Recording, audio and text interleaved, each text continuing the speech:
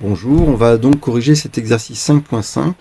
Dans cet exercice, l'objectif c'est de prouver que si deux fonctions u et v sont dérivables sur un ensemble D, alors la fonction produit u fois v est aussi dérivable sur D. Et au passage, on trouvera la formule de la dérivée du produit que vous connaissez. Alors, c'est une démonstration qui est assez astucieuse, donc c'est pour ça qu'on a une aide. Ici, on a le taux d'accroissement de la fonction u fois v entre a plus h et a.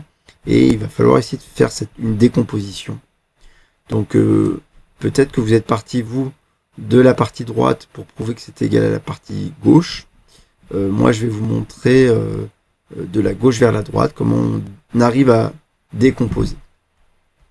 Donc, notre fonction petit f, c'est notre fonction u fois v. On se donne un petit a de l'ensemble D. Et on se donne un petit h. H appartient à R étoile, mais il faut aussi que A plus H appartienne à D. Donc avec tout ça, on va calculer le taux d'accroissement f de A plus H moins f de A sur H. Alors pourquoi A plus H doit appartenir à D? Parce que vous voyez qu'on applique la fonction f à A plus H. Donc il faut que A plus H soit dans l'ensemble de définition de la fonction f. Bien, donc la fonction f, c'est donc la fonction u fois v. Donc c'est u fois v de a plus h moins u fois v, la fonction u fois v appliquée en petit a, sur h. Alors, u fois v de a plus h, c'est en fait u de a plus h. La fonction u fois v, c'est quand on fait le produit des images par la fonction u et par la fonction v. Donc c'est u de a plus h fois v de a plus h. Moins, et pareil, u fois v appliqué en a, c'est en fait u de a fois v de a. C'est la définition du produit de deux fonctions. Divisé par petit h. Bon.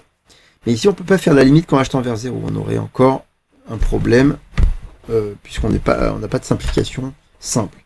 Donc l'objectif, ça va être ici de rajouter, de faire apparaître un terme. Alors, ici, c'est un petit peu difficile pour des élèves d'y penser.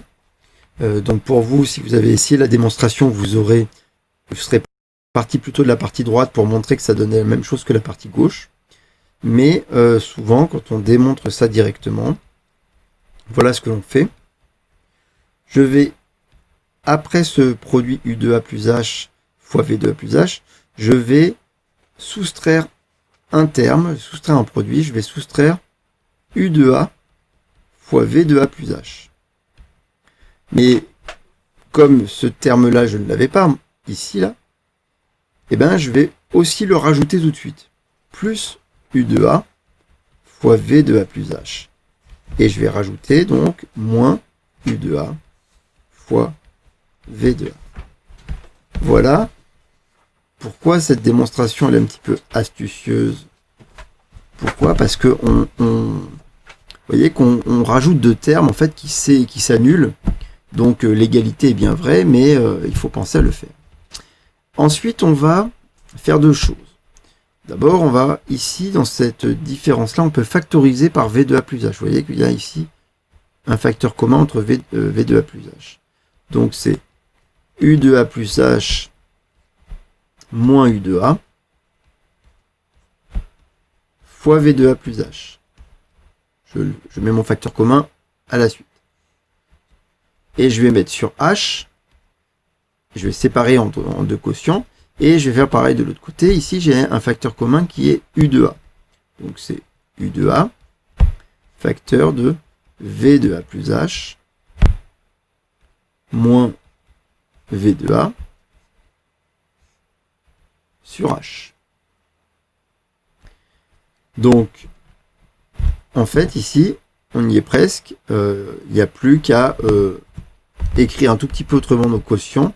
Ça, on peut écrire u de a plus h, moins u de a sur h, le tout sur h. Et puis, mon facteur v de a plus h, je le mets après, je le décompose comme ça en produit. Mon quotient, on peut le décomposer en produit comme ça. Pareil, celui-ci, ça fait u de a fois le quotient V de A plus H moins V de A sur H. Bien. Ça, c'est mon taux d'accroissement. Et donc, je dois maintenant faire la limite quand H tend vers 0. Alors, on va faire la limite quand H tend vers 0 de chacun des termes. Premier terme, la limite quand H tend vers 0 de U de A plus H moins U de A sur H. Ah, mais là, je reconnais que c'est la limite d'un taux d'accroissement, c'est le limite des taux d'accroissement de la fonction U entre A et A plus H. Mais ça, je sais quelle est sa limite. Sa limite, c'est U' de petit a. Et oui, car U est dérivable en A. Donc on sait que la limite du taux d'accroissement, c'est le nombre dérivé. Maintenant, je vais faire la limite quand H tend vers 0 de V de A plus H. Alors la limite quand H tend vers 0 de A plus H, ben, vous voyez que quand H tend vers 0, A plus H tend vers petit a, et donc V de A plus H va tendre vers V de A. Ensuite, la limite quand H tend vers 0 de U de A. Là, il n'y a pas de H. Le fait qu'il n'y ait pas de H, c'est constant. Donc, comme évidemment, ça reste constant, égal à U de A.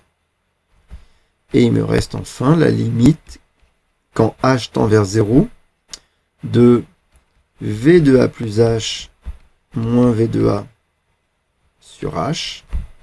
Et on reconnaît encore une fois la limite d'un taux d'accroissement, le taux d'accroissement de la fonction V entre A et A plus H. Et on sait que ça, c'est égal à V' de petit a, le nombre dérivé. Encore une fois, car la fonction V est dérivable en petit a. Donc on a pu faire la limite de chacune des